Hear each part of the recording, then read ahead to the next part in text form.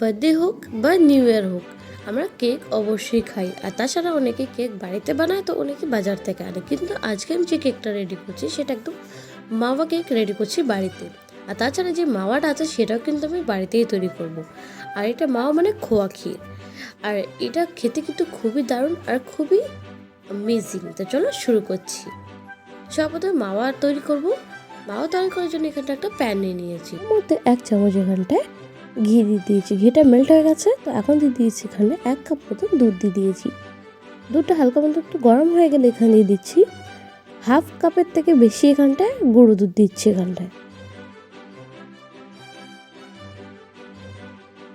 এখন এটাকে ভালো করে মিক্স করতে থাকতে হবে এটাকে। আর এখানে যতটা শুকাতে যাবে আর এখানটা খোয়াটা তৈরি হতে যাবে। বেশিরভাগ এখানে অনেক জায়গায় মিষ্টিতে এখন দোকানে খোয়াটা এইভাবে করেই তৈরি হয়, আর এটা তাড়াতাড়ি হয়ে যায়। আর এটা খেতেও ভালোই লাগে, খারাপও লাগে না এটা খেতেও। তো এখানে তাড়াতাড়ি এখানটা মাওয়াটা রেডি করে নিচ্ছি। এখানে 5 থেকে 7 মিনিট লাগে এটা বানাতে। আগের থেকে এখানটায় অনেকটাই খোয়াটা দেখতে পাচ্ছ এখানে শুকিয়ে গেছে, একটু হালকা ভিজে আছে এখানে। তো এখানটা একটু শুকিয়ে নেবো এখানটায়, তারপর এটাকে নামিয়ে নিচ্ছি আমি এখানে। দেখো শুকিয়ে গেছে আর এটা ভালোভাবে হয়ে গেছে, তো একটা প্লেটে নামিয়ে নিচ্ছি আর এটাকে ঠান্ডা করে নিচ্ছি। তার সাথে এখানে একটা ভগোনা নিয়ে নিয়েছি। আপনি কুকার কড়াই যে কোনো কিছু একটা নিতে পারো। তো এখানে লবণ দিয়ে দিয়েছি, আর এই লবণের উপর দিয়ে দিচ্ছি স্ট্যান্ড। এটাকে ঢেকে একটু গরম করে নিচ্ছি 10 মিনিটের জন্য। ফ্লেমে এটাকে গরম হওয়ার জন্য রেখে দিচ্ছি। তার সাথে এখানে একটা বাটি নিয়ে নিচ্ছি, তার মধ্যে দিয়ে দিচ্ছি এখানে 2 চামচের মতো এখানে বাটারটা আমি এখানে মেল্ট করে নিয়েছি। তার সাথে এখানে মিঠাই মেড নিচ্ছি এখানটায় কনডেন্স মিল্ক। এখানে 1 কাপ থেকে একটু সামান্য কম দিয়েছি। কনডেন্স মিল্ক যদি না থাকে তাহলে আপনারা এর জায়গায় চিনি, পেশা চিনিটা ইউজ করতে পারুন।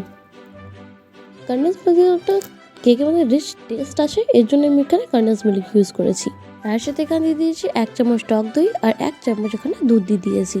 এখন এটাকে ভালো করে এখানটায় মিক্স করে নিচ্ছি। টক দই দেওয়ার কারণটা এখানে যখন আমি সোডা ইউজ করবো তখন ওটাকে অ্যাক্টিভেট করতে হবে।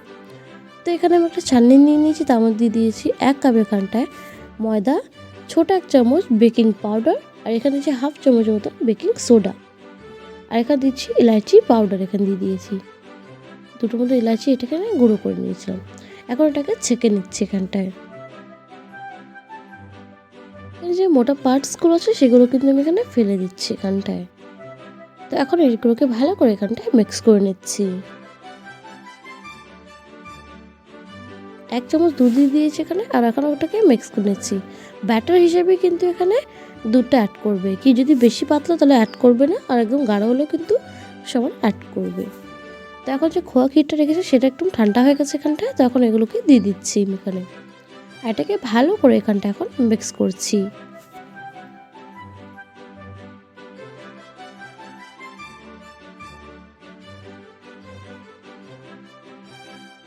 দেখো এখানে ব্যাটারটা রেডি হয়ে গেছে, ব্যাটারটা একদম পারফেক্ট আছে, খুব বেশি পাতলা বা খুব বেশি গাঢ় হবে না। তো তার সাথে এখানে একটা বাটি নিয়ে নিয়েছি, ওতে বাটার পেপারটা লাগিয়ে দিয়েছি, আর নিচে তেল লাগিয়ে দিয়েছি, তারপর বাটার পেপার দিয়েছি, উপর থেকে একটু তেল লাগিয়ে দিয়েছি কিন্তু বাটার উপরে পরে। এখন ব্যাটারটার মধ্যে দিয়ে দিচ্ছি এখন। দেখতে পাচ্ছ ব্যাটারটা খুব বেশি পাতলা বা খুব বেশি গাঢ় নয়, কিন্তু ঠিক এইভাবে হবে ব্যাটারটা এইভাবে হবে কিন্তু। এখন এটাকে একটু ট্যাপ করে নেবো ওই বাটিটাকে, এখানে কোনো বাবলস থাকলে সেটা কিন্তু হয়ে যাবে। তো এখন ট্যাপ করে নিয়েছি, আর উপর থেকে কিছুটা আমি এখানে দিয়ে দিচ্ছি বাদাম। আপনি পিস্তা, বাদাম, কাজু যে কোনো ড্রাই ফ্রুট আপনি এখানে ইউজ করতে পারেন। তো এখানে আমি লম্বা লম্বা কেটেছি। এখন চারিদিকে ভালো করে এখানটায় এই বাদামগুলো দিয়ে দিচ্ছি। তো দেওয়া হয়ে গেছে, আর দেখো এখানটায় হিট হয়ে গেছে। তো এখন এটাকে ঢেকে 25 মিনিটের জন্য এখানটায় আমি এটাকে বেক করে নিচ্ছি ঢেকে। তো দেখো ঢাকনাটা সরিয়ে দিয়েছি, আর তার সাথে এখানে 25 মিনিট হয়ে গেছে। তো একটা এখানে টুথপিক দিয়ে এখানে চেক করে নিচ্ছি এখানে কাঁচা তো নেই কোনো রকম। তো দেখো চারিদিকে আমি ঢুকিয়ে ওটাকে চেক করছি এটা বেক হয়েছে কি। যদি বেক না হতো তাহলে চারিদিকে কিন্তু টুথপিকে লেগে যেত। যদি টুথপিক না থাকে তাহলে চাকুর সাহায্য দিয়ে চেক করে নিতে পারো। তো এটা ভালোভাবে বেক হয়ে গেছে চারিদিকের থেকে, এটাকে বের করে ঠান্ডা করে নিয়েছি। তো এখন এটাকে চারিদিকের থেকে এইভাবে চাকু দিয়ে একটু ছাড়িয়ে নিচ্ছি, যেহেতু বাটার পেপারের নিচে লাগানো আছে তো তাড়াতাড়ি বেরিয়ে যাবে। তো এটাকে পাল্টাবে, এখন এটাকে এটার উপর থেকে ট্যাপ করলে এটা জাস্ট বেরিয়ে যাচ্ছে। তো দেখো এটা বেরিয়ে গেছে। এখন হচ্ছে যে বাটার পেপারটা আছে সেটা ফেলে দিচ্ছি, আর দেখতে পাচ্ছ কত সুন্দর বেক হয়েছে, আর খেতে তো খুবই দারুণ হয়েছে। এটা কতটা সফট হয়েছে আর কত স্পঞ্জি হয়েছে সেটা দেখাই যাচ্ছে, দেখেই বোঝা যাচ্ছে কতটা স্পঞ্জি হয়েছে এটা। তো এটাকে আমি কেটে দেখে দিচ্ছি কি ভিতর থেকে এটা কেমন হয়েছে একদম। এটা দারুণ টেস্ট, একবার অবশ্যই ট্রাই করবে কিন্তু তোমরা।